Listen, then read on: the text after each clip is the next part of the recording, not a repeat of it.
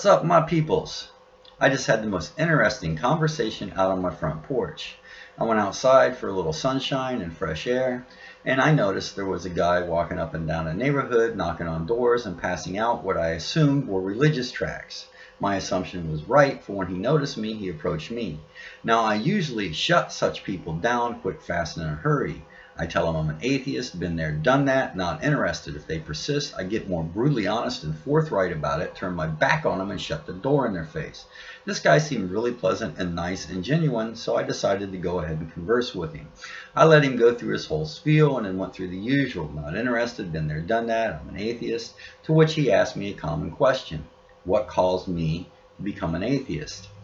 To which I responded and told him. Now, I'm not going to detail it here because I've been through all this before in a previous video entitled "Quoting the Bible to Me is the Worst Mistake You Can Make." If you want to see my reasons I left, well, you can watch that video. But I told him, and then he responded by asking me another common question: what would it take for me to believe in God again? Now, I used to respond to this question with what I thought was a clever answer and a truthful answer. By evidence, of course, but it's really not a good answer and a vague answer. And I would come to discover that all it does is lead into a discussion of what kind of evidence, and this evidence versus that evidence, and commonly degrades into an argument, and it digresses from the point of the conversation you were having. So I actually asked myself once, what kind of evidence would it take me to believe in God again? And the truth was, I really didn't know. I knew it had to be good evidence, incredible evidence, but what kind of evidence, I really didn't know. Obviously, a God appearing before everyone on the earth and doing obvious miracles would not only convince me, but pretty much the whole goddamn world. But we're not talking about that. We're just talking about regular, rational, critical evidence. And the answer is, truthfully, I really don't know. But it would have to be good, critical evidence. So I came up with what I thought was a very clever and original answer. Well, later on, watching YouTube, I discovered Atheist Experience, and a man named Matt Dillahunty had the same answer. So I kind of popped my bubble because I knew it wasn't so original, but I should have known that, because if I can think of something, well, then many other people have probably thought of it too. But I still used the same answer because it is a good answer.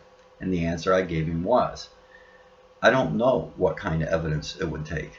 But if God is all-powerful and God is all-knowing, then God, without a doubt, knows exactly what kind of evidence it would take for me to believe in God again. And God has remained passive on this point. To which he really didn't have much of a response. He wished me well, shook my hand, and went back on about his business.